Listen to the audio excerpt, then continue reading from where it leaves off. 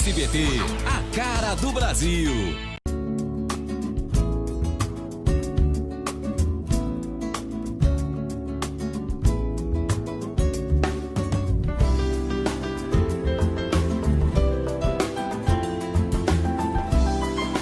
Programa Semeando em Vida, a palavra de Deus suprindo vida para você e sua família. Bom dia, Alto Araguaia, bom dia, Santa Rita do Araguaia. Estamos começando o programa Semeando em Vidas desta segunda-feira e nós queremos deixar uma mensagem de Deus ao teu coração. Lembrando, eu, pastor Oséias, pastor da Igreja Sementes de Cristo. A Igreja Sementes de Cristo está ali localizada na rua Epifânio dos Santos, número 492, no centro, em Santa Rita do Araguaia, Goiás. As nossas reuniões, quinta às 19h30 e domingo às 19 horas, você é o nosso convidado especial. Vamos meditar numa palavra de Deus, que diz no texto do profeta Oséias, capítulo 6, e no versículo de número 3 em diante, que diz-nos assim: conheçamos e prossigamos em conhecer o Senhor. Como a alva será a sua saída, e ele a nós virá como a chuva seródia que rega a terra. Que te farei, ó Efraim? Que te farei, ó Judá? Porque a vossa beneficência é como a nuvem da manhã e como o orvalho da madrugada que cedo passa. Bendito seja Deus. Esse texto de Oséias, capítulo de número 6 e versículo de número 3, ele traz uma palavra ao povo de Israel, a nação de Israel, que está passando por um momento próximo a uma destruição. A história relata que Senaqueribe, rei da Síria, ele dominava até então o mundo antigo. O mundo antigo era dominado pelos assírios, que era uma grande potência, e a qual vinha sobre toda a terra espalhando o medo, conquistando territórios. E assim chegou em Samaria, capital de Israel. Assim também chegaram em Judá, em Jerusalém, capital de Judá, e espalhando o medo. A história diz que ao chegar nessas cidades, ao chegar nesses países, nesses locais, eles, além de aprisionar as pessoas, além de maltratar as pessoas, eles colocavam tributos a essas pessoas. Quando eles chegam aproximadamente no ano 750, em Samaria, capital de Israel, a história diz que a opressão foi tanta, até que ao ano de 722, no reinado do rei Oséias, em Israel, a história diz que Senaqueribe, ele vem a destruir a nação de Israel. Ele vem aprisionar os homens, ele vem tirar homens e mulheres, crianças, levarem cativos para a Síria. E começa ali um projeto de destruição daquela cidade, de domínio. Eles dominaram aquela cidade, dominaram aquele país. Algo interessante que no meio de todo esse caos, de todo esse domínio do inimigo Senaqueribe, Deus havia levantado profetas. Deus havia levantado homens para falar, para trazer uma mensagem à nação. A história diz, e a Bíblia também relata, em Amós capítulo 3 e versículo 7, a palavra de Deus diz que Deus ele não fará coisa alguma sem primeiro revelar aos seus servos os profetas. Então, sempre quando Deus levantava um profeta na nação, para trazer uma palavra de conserto, para trazer uma palavra de exortação, para trazer uma palavra de orientação, aquilo que o povo precisava fazer, aquilo que viria a acontecer com a nação, Deus já estava trazendo um alerta. E o povo de Samaria, o povo de Israel, já havia recebido essa orientação de Deus, já havia recebido este alerta de Deus, já haviam recebido a instrução de Deus pelo ministério dos profetas e principalmente pelo ministério do profeta Oséias. Veja bem, meus amados, Samaria estava vivendo um tempo de colheitas, estava vivendo um tempo de grandes conquistas, porém, um tempo em que eles passaram a conquistar e se esquecerem do culto, se esquecerem da devoção a Deus, se esquecerem daquilo que o Senhor havia feito. Assim como eles estão vivendo um momento de bonança, eles também começam a procurar outros deuses, a se prostrar, a afrouxar a situação. Essa é a palavra mais certa. E isso parece com a situação de muitas pessoas, que quando estão na pior, eles procuram a Deus. Que quando estão passando por um momento de dificuldade, eles procuram a Deus. Que quando eles estão enfrentando a enfermidade, eles procuram a Deus. Quando eles estão atravessando vale de sombra e morte, eles procuram a Deus. Porém, quando tudo se torna bonança, quando a situação desta pessoa é resolvida, quando a vida desta pessoa é resolvida, o problema é resolvido, a cura ela vem, as pessoas elas se afastam de Deus. Parece que nós estamos indo atrás do Senhor apenas pelos benefícios que Ele pode fazer na nossa vida. Parece que estamos indo atrás de um Deus que resolve o nosso problema e depois de resolver o nosso problema nós falamos, Deus, obrigado por resolver, mas eu preciso voltar para a minha vida. Eu preciso voltar a fazer o que eu fazia antes, eu preciso viver a minha vida como eu vivia antes. Agora imagina nós agindo dessa maneira com Deus. Imagina o que está no coração de Deus. A saber, esse povo, ele se aproxima de mim pelo que eu faço. Esse povo, ele me louva, ele abre a boca em louvor no momento da ruína. Mas quando eu mudo a situação, quando eu transformo a situação, eles se afastam de mim. Assim estava a nação de Israel. Assim estava o povo. Porém, o profeta, ele vem trazer uma palavra ao povo.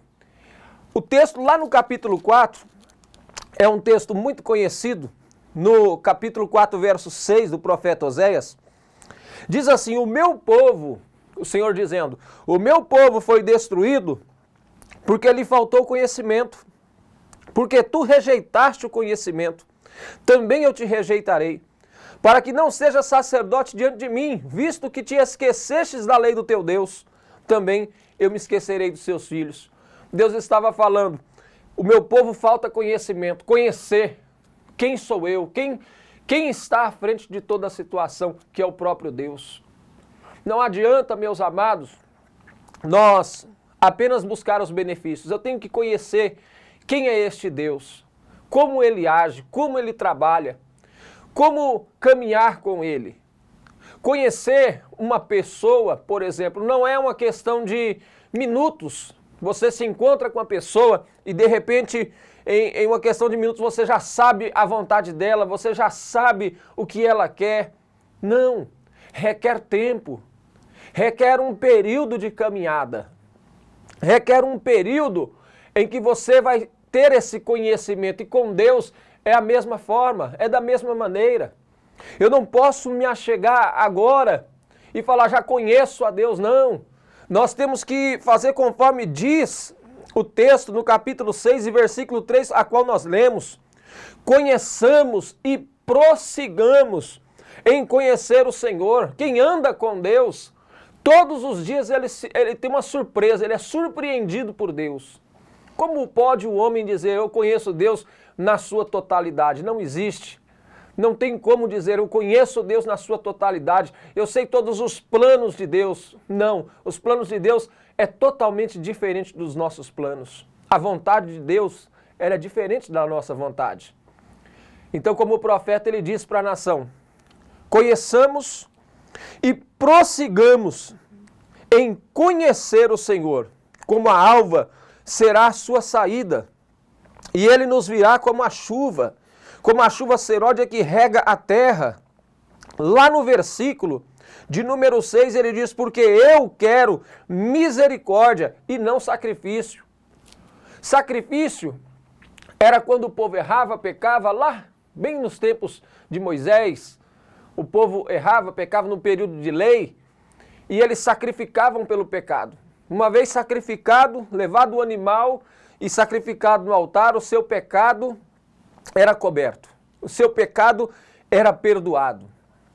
Porém Deus, ele sabia que esse ritual, que esse sacrifício, ele não queria apenas a pessoa pecando, levando o sacrifício, sacrificando e tendo perdão. Não, ele queria que a pessoa conhecesse, ele queria que a nação conhecesse a ele como Pai, como Deus, como Senhor. Fica uma coisa, irmãos, meio mecânica, mecanizada. Ah, errei, vou lá, sacrifico e tá de boa com Deus. E Deus não queria isso. Tanto que ele diz no texto, porque eu quero misericórdia e não sacrifício. E o conhecimento de Deus mais do que holocausto. Quer dizer, o Senhor está dizendo, eu quero que vocês me conheçam. Saiba quem eu sou. Eu quero que vocês não cheguem a mim com medo, por causa do medo da morte, por causa do medo de se perder, por causa do medo de uma ruína, e chegar até mim com sacrifício, como se estivesse me comprando. Não! Eu quero que você me conheça. Eu quero que você se aproxime, eu quero caminhar contigo, eu quero andar contigo, eu quero ensinar a você como andar, como caminhar nessa vida. Eu quero ser o teu Pai, eu quero ser o teu Deus. E esse Deus maravilhoso, que abriu o mar para o povo passar, que abriu o Jordão para entrarem na terra prometida. Esse Deus maravilhoso que no deserto enviou maná do céu. Esse Deus maravilhoso que fez água sair da rocha para matar a sede do seu povo. Este Deus maravilhoso que colocava uma nuvem no meio de um sol escaldante para proteger o seu povo durante o dia. E que de noite no frio do deserto colocava uma coluna de fogo para aquecer o seu povo. Um Deus zeloso, e a palavra zeloso é aquele que zela, aquele que cuida. Um Deus que cuidava deste povo, um Deus que estava a todo momento ali cuidando da sua nação, do seu povo. Ele queria que a nação entendesse. Ele queria que o povo dele entendesse que ele era Deus, que ele era Pai, que ele era cuidador. E que se aproximasse dele, que o conhecesse, que se lançasse nele para o conhecer. O que você, meu amado irmão, amigo, que me assiste nesta programação precisa? Conhecer a Deus. Não apenas falar sem saber, não apenas citar algo sem saber, não, é conhecer. E para conhecer, eu preciso caminhar com Ele. Eu preciso estar na presença dEle. Eu preciso, ao me levantar, já ter o meu primeiro diálogo com Ele. Eu preciso, ao me deitar, dialogar com Ele. Eu preciso, ao caminhar na minha vida, no meu trabalho, falar com Ele, se aproximar dEle.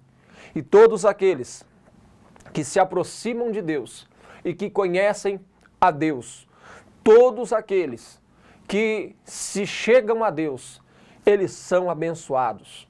Eles se surpreendem com esse Deus na caminhada, porque ele sabe que esse Deus ele abre portas, porque ele sabe que esse Deus cuida de verdade, porque ele sabe que diante desse Deus sempre haverá provisão. Bendito seja o nome do Senhor. Que você receba esta palavra no seu coração. Que você, meu amado amigo, que me assiste, amiga, que você possa conhecer e prosseguir em conhecer esse Deus. Como que eu posso me relacionar com Deus?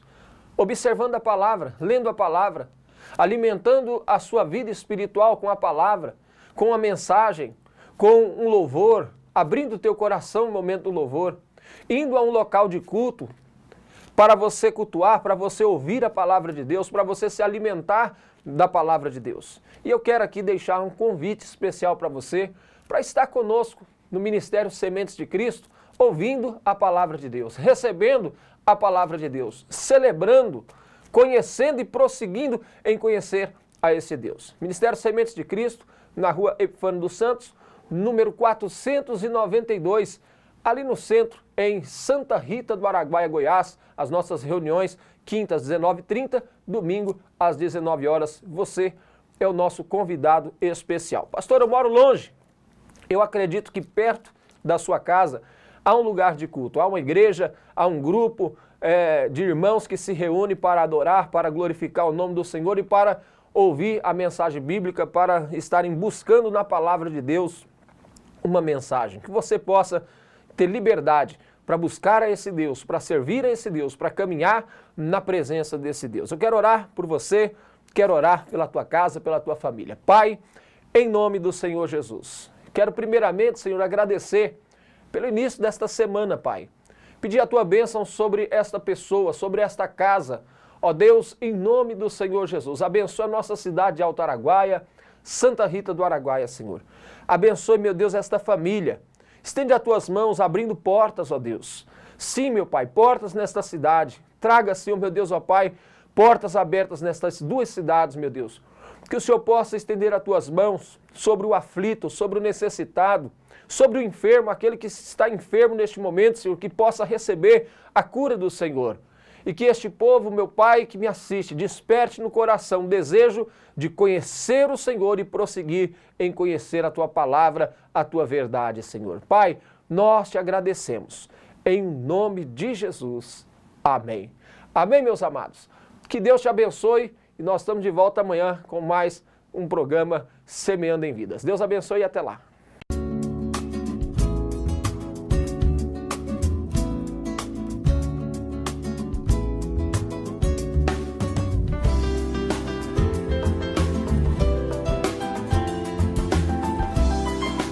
Programa Semeando em Vida, a palavra de Deus suprindo vida para você e sua família.